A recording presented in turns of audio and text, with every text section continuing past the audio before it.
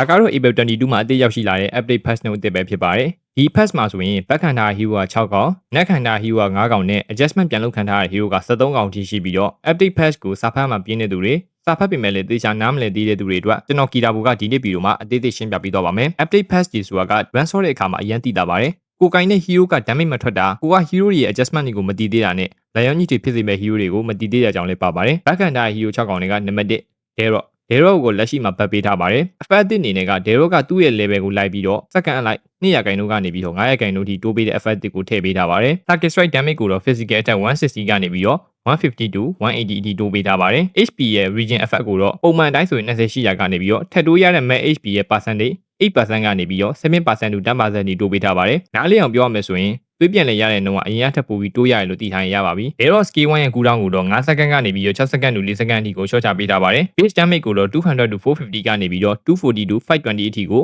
တိုးပေးထားပါတယ်။ Dero skill 2ရဲ့ cooldown ကိုတော့8 second to 4 second ကနေပြီးတော့6 second အဖြစ်ကိုအတိုး shot ပြန်လုပ်ပေးထားပါတယ်။နံပါတ်1 Harriet ကိုတော့ပတ်ပေးထားပါတယ်။ Harry ရဲ့ HP နဲ့ physical defense နှုန်းကိုတော့အတိုး shot ပြန်လုပ်ပေးထားတာကိုတွေ့ရပါတယ်။ K1 ရဲ့ base damage ကိုတော့165 to 290ကနေပြီးတော့150 to 300အထိကိုအတိုး shot ပြန်လုပ်ပေးထားပါတယ်။ Harry က skill 1သုံးတဲ့အခါမှာ explosion damage ကို495 to 870ကနေပြီးတော့450 to 900အထိကိုအတိုး shot ပြန်လုပ်ပေးထားတာကိုတွေ့ရပါတယ်။ One Legend Creator ရဲ့ဘက်ကနေပြီးတော့ Harry ကိုအခုလက်ရှိမှာဆိုရင် mid lane နဲ့ gold lane ဆော့ရကနေပြီးတော့ jungle role နဲ့ gold lane မှာပါမြင်ကျင်လို့ဒီအတိုင်းလုပ်ပေးလိုက်တယ်လို့ပြောလို့ရတယ်။ Harry က skill 1 explosion effect က hero တွေပေါ်မှာဆိုရင်damage က869လောက်ပဲထွက်ပြီးတော့ crit ပေါ်မှာသုံးမယ်ဆိုရင်တော့ damage က1500လောက်ထိတက်တာကိုတွေ့ရတယ်။ဒါကလည်း skill မှာပါတဲ့ effect ကြောင့်ပဲဖြစ်တယ်။ဒီ effect ကကြတော့ crit ပေါ်မှာသုံးမယ်ဆိုရင် explosion damage ကို60% ထိတိုးပေးတာကိုတွေ့ရတယ်။ Heavy က skill 2 enhance basic attack damage ကိုတော့200 to 350ကနေပြီးတော့200 to 350အထိကိုတိုးပေးထားတဲ့အပြင် total magic power ကိုလည်း60%ကနေပြီးတော့70%ထိ10%တိတိုးပေးထားတာကိုတွေ့ရတယ်။ပို့ပြီးတော့မိုက်တာတစ်ခုကကြတော့ Harry ရဲ့ ultimate Zaman 4ခင်းလိုက်တဲ့အချိန်မှာ enemy တွေက Zaman 4ပေါ်မှာရှိနေမယ်ဆိုရင် enemy ရဲ့ movement speed ကို40% ထိရှုတ်ချပေးမှာဖြစ်ပါတယ်။ဒီ effect ကကြတော့ cooldown လုံးဝမရှိဘဲနဲ့ enemy တွေက Zaman 4ပေါ်မှာရှိနေသေးတက်ရောက်မှုရှိနေမှာဖြစ်ပြီးတော့Harry ကဒါအတော်လေးအလုပ်ဖြစ်တယ်လို့ပြောလို့ရတယ်။ Harry အနေနဲ့က blink မပါတဲ့ hero တွေကိုအပီပြင်းလို့ရပါပြီ။ Number 3က Melissa ရဲ့ skill 1 cooldown ကို 7.5 to 5 second ရှိရာကနေပြီးတော့အခုလက်ရှိမှာတော့5 second to 3 second အထိကိုရှော့ချပေးထားပါတယ်။ K1 dash ရဲ့အကွာဝေးကိုလည်း3.5 to 3.1အထိကိုရှော့ချပေးထားပါတယ်။ Melissa ရဲ့ skill 1ကအရင်ကဆိုရင် dash ခုန်ပြီးတော့ enemy တွေကို visit တစ်ခါပေးရင် cooldown 1 second short ပေးတဲ့ effect တစ်ခုရှိပြီးတော့ဒီ effect ကိုတော့အခုလက်ရှိ update patch မှာတော့ဖယ်ရှားလိုက်ပါတယ်။အရင်ကဆိုရင် Melissa ရဲ့ skill 2သုံးပြီးမှ skill 1ကိုသုံးလို့ရတယ်ဆိုပေမဲ့အခုခါမှာတော့ skill 1 dash ခုန်ရင်းနဲ့ကိုပဲ K2 ကိုပြစ်လို့ရတော့မှာပဲဖြစ်ပါတယ်။ Melissa ရဲ့ skill 2ကိုတော့နက်ခံထားရပါတယ်။ K2 ရဲ့ basic attack damage ကို250 to 400ကနေပြီးတော့175 to 300ဒီကိုတော်တော်လေးရှော့ချပေးလိုက်တဲ့အပြင်မှာ total physical attack ကိုလည်း80%ကနေပြီးတော့50% အထိ30% လောက်ထိကိုရှော့ချပေးလိုက်တာကိုတွေ့ရတယ်။ပြောရရင်အရင်ကတော့ skill 2ပြစ်လိုက်မယ်ဆိုရင် damage ကအရင်ထွက်တော့မှာမဟုတ်တော့ဘူး။ K2 ရဲ့ mana ကုန်ကြတဲ့ပမာဏကိုလည်းအရင်ကဆိုရင်60နဲ့တန်းကြားရှိရာကနေပြီးတော့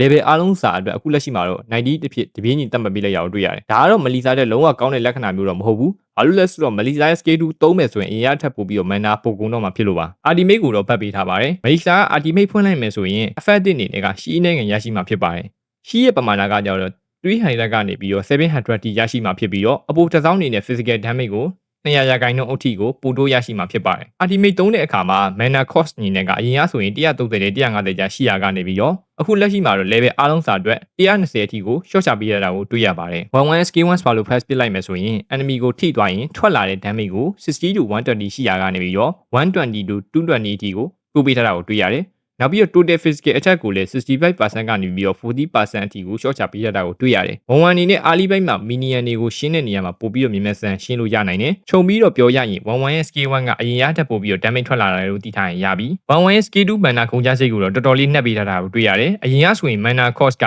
185ကျရှိရာကနေပြီးတော့အခု update patch မှာတော့ level အားလုံးစာအတွက် mana cost က125အထိကိုတိုးပေးထားပါတယ်။ဒီပမာဏက11ရဲ့ ultimate သုံးလိုက်ရင်ကုန်ကြမဲ့ mana cost နဲ့5ခုပဲကွာပါတယ်။အဲ့တော့ battle ထဲမှာမလူအဖက်နဲ့ skill 2ကိုလိုက်ဖွင့်နေမယ်ဆိုရင်တော့ mana ကုန်တာနဲ့တော်တော်ဒုက္ခရောက်ပါလိမ့်မယ်။ Bruno ကိုတော့အနည်းငယ်ပတ်ပေးထားပါတယ်။ Bruno ရဲ့ movement speed ကို240 to 245ထိတိုးပေးထားတယ်။ basic attack HP ကိုတော့2290ကနေပြီးတော့2320အထိကိုတိုးပေးထားတယ်။ HP ပြန်ရတဲ့နှုန်းကိုလည်း160ကနေပြီးတော့150အထိကိုရှော့ချပေးထားတယ်။ K1 ရဲ့ mana cost ကို90နဲ့100ကြားရှိရာကနေပြီးတော့ အခုလက်ရှိမှာတော့60နဲ့85အချာတီကိုရှော့ချပေးထားပါတယ်။ Bruno ရဲ့ Skill 2ကိုတော့နှက်ပေးထားပါတယ်။ Skill 2ရဲ့ mana cost ကို60 to 35ရှိရာကနေပြီးတော့ level အားလုံးစာအတွက်ကို60အဖြစ်သတ်မှတ်ပေးထားပါတယ်။အခု update patch မှာတော့ Trisela ကိုတော့မြင်တွေ့ရတဲ့အတိုင်းပဲ mana bar ဖြုတ်ပေးလိုက်တယ်။ဒီတော့ mana ကုန်မှလည်းကြောက်စရာမလိုတော့ဘဲနဲ့ဒီကောင်ကြီးကို battle ထဲမှာခေါင်းထိုးပြီးဝင်ချတာကိုပြန်မြင်ရလာနိုင်ရရှိရဲ့။မန်နာကိုလည်းငဲစရာမလိုတော့ဘူးဆိုတော့တွေးရှိရင်ရှိသလိုဘတ်တယ်ထဲမှာအတော်လေးအာယုံနှုတ်စီမှာတော့မြင်အောင်သေးတယ်ဒီ update patch မှာလုံးဝနက်ခံလိုက်ရတဲ့ hero က9ကောင်ရှိတယ်အဲ့ဒီအထဲမှာ4ကောင်ကကြောင့် maximum ဖြစ်ပြီးတော့ကျန်တဲ့တစ်ကောင်က fighter နက်ခံလိုက်ရတဲ့ hero တွေက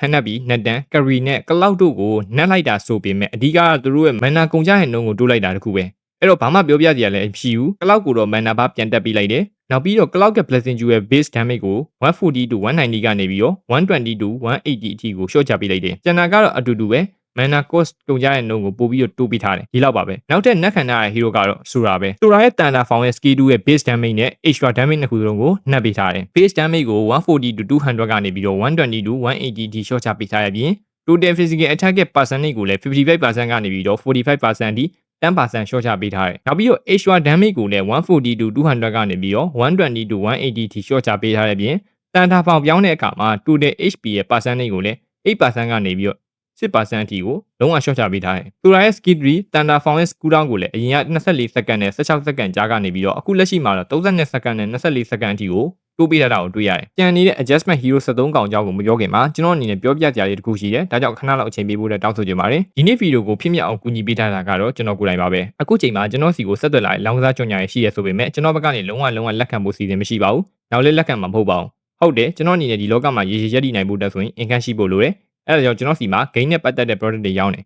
။အဲ့ဒါကြောင့်ကိုလူတို့အနေနဲ့ Diamond UC account ဘာပဲလို့ကျွန်တော်စီမှာအားပေးကြဖို့ကိုတော့အာမနာနဲ့တောင်းဆိုချင်ပါတယ်။ဒီလိုဝယ်ယူခြင်းအဖြစ်ကျွန်တော်ကိုအများကြီးအထောက်အကူဖြစ်စေရကြောင်းကျွန်တော်ကိုလည်း support ပေးရရောက်ပါတယ်ကျွန်တော်ကိုဆက်သွယ်ခြင်းနဲ့ဆိုရင်တော့အခုပြထားတဲ့ Telegram account ကနေတရက်ဆက်သွယ်ဝယ်ယူနိုင်ပါတယ်ပြောစရာရှိတာပြောပြီးဆိုတော့ adjustment hero 73ကောင်စီပြန်သွားကြရဖို့ adjustment ပြန်လုပ်ခံတဲ့ hero ကတော့ Marsen ရဲ့ passive ဖြစ်တဲ့ဓာတ်ပုံရိုက်ပြီးတော့ enemy ကိုခဲပေးတဲ့ frozen movement duration ကို 0.5 second ကနေပြီးတော့ 0.4 second အထိကိုရှော့ချပေးထားတာကိုတွေ့ရတယ်။ effect အနေနဲ့က Marsen ရဲ့ ultimate အတွင်းမှာကိုယ့်ရဲ့ teammate enemy ကိုပိတ်မိနေမယ်ဆိုရင် enemy ရဲ့အနားကိုကပ်ပြီးတော့ဓာတ်ပုံလေးတစ်ချက်ရိုက်လိုက်မယ်ဆိုရင်ကိုယ့်ရဲ့ teammate ကိုအချုံနောက်ကနေပြန်လွတ်စီပါတယ်။ဒါပေမဲ့ခဲနေတဲ့တဲမှာကိုယ့်ရဲ့ teammate က2ယောက်ဖြစ်နေပြီးတော့ enemy က1ယောက်တည်းဖြစ်နေပြန်ရင်လည်းကိုယ့်ရဲ့ teammate ကို1ယောက်ကိုပဲပြန်လွတ်စီမှာဖြစ်ပါတယ်။အဲ့ဒီအစားကိုယ့်ဘက်ကနေပြီးတော့2ယောက်နဲ့ enemy ဘက်က2ယောက်ကိုပိတ်မိနေတယ်ဆိုရင်တော့ကိုယ့်ဘက်က2ယောက်စလုံးကိုပြန်လွတ်ပေးလို့ရမှာဖြစ်ပါတယ်။နံပါတ်1ကတော့